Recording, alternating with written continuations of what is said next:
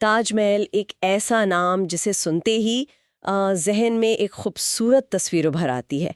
आज हम इसी विश्व प्रसिद्ध इमारत पर मिली जानकारी को थोड़ा और गहराई से देख रहे हैं। ये आगरा में यमुना किनारे शान से खड़ी है, यूनेस्को विश्व धरोहर स्थल, मुगल वास्तुकला का बेहतरीन नमूना। ये बातें तो खैर हम सब जानते हैं, पर आज कोशिश करते हैं कि इस जानकारी के जरिए कुछ और परतों को समझें। बिल्कुल।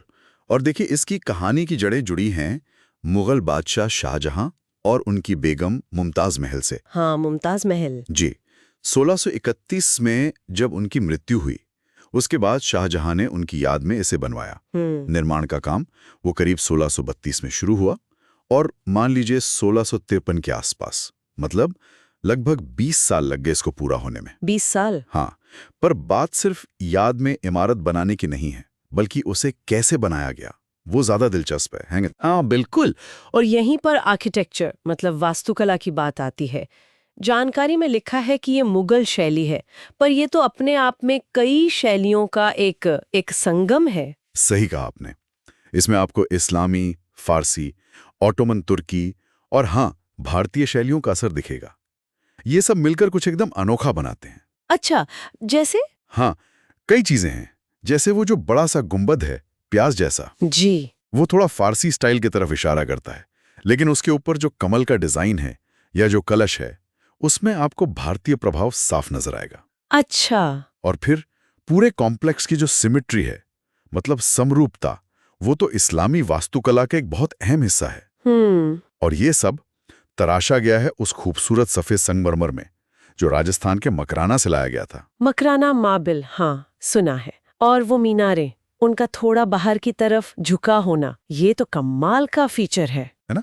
वो सिर्फ देखने में ही अलग नहीं लगता, बल्कि उसके पीछे एक बहुत प्रैक्टिकल सोच थी। प्रैक्टिकल कैसे?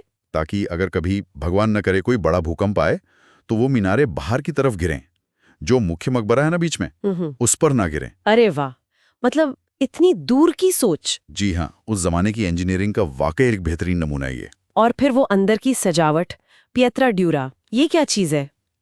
पिएत्रा ड्यूरा, वो तो देखने लायक चीज है। उसमें संगमरमर में कीमती और सेमी प्रेशियस पत्थर, जैसे लापिस lazuli, जेड, कार्नेलियन, ऐसे कई पत्थर, उनको जड़कर फूलों और बेल बूटों की इतनी बारीक, इतने महीन डिजाइन बनाए गए हैं। पत्थर में पत्थर जड़ना? हाँ, और इतनी सफाई से कि आप यकीन नहीं करेंगे। ये सिर्फ सजावट नहीं थी, ये मुगल दरबार की शानो शौकत, उनकी कला की समझ, उस सब का प्रतीक था। तो ये इमारत सिर्फ पत्थर और संगमरमर की नहीं है, इसमें भावनाएं हैं, इतिहास है, कला है, एक पूरी कहानी है। बिल्कुल।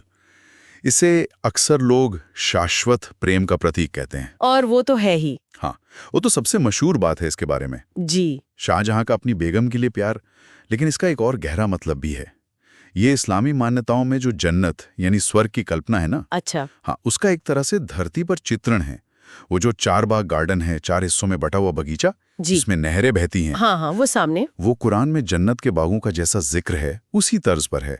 और वो सामने जो रिफ्लेक्टिंग पूल है, पानी का तालाब, हाँ, जिसमें ताज का अक्स दिखता है, हाँ, वो भी उसकी भव्यता और शांति को और बढ़ाता है। कमाल है।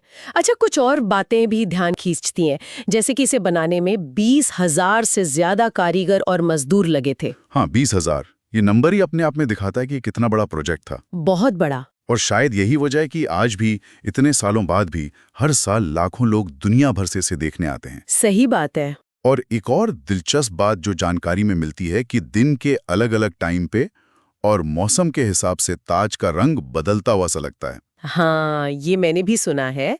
सुबह में थोड़ा गुलाबी, दिन में एकदम दूधिया सफेद और चांदनी रात में सुनहरा। बिल्कुल, ये उस मकराना संगमरमर की ही खासियत है। वो रोशनी को अलग अलग तरह से रिफ्लेक्ट करता है। तो अगर हम इसे समेटें तो ताजमहल सिर्फ एक इमारत नहीं है, ये मोहब्बत की कहानी है, इंजीनियरिंग का कमाल है, अलग अलग संस्कृतियों की वास्तुकला का संगम है और कारीगरी की एक मिसाल है ना? बिल्कुल सही कहा आपने।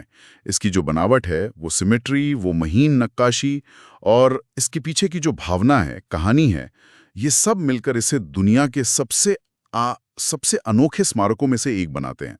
ये मुगल दौर की भव्यता और उनकी कलात्मक ऊंचाई का एक जीता जागता सबूत है। और चलते चलते एक सवाल शायद सोचने के लिए छोड़ सकते हैं हम। जी। जब हम उन 20,000 कारीगरों के बारे में सोचते हैं, जिन्होंने अपनी जिंदगी के कई कई साल सिर्फ इस एक इमारत को बनाने में लगा दिए।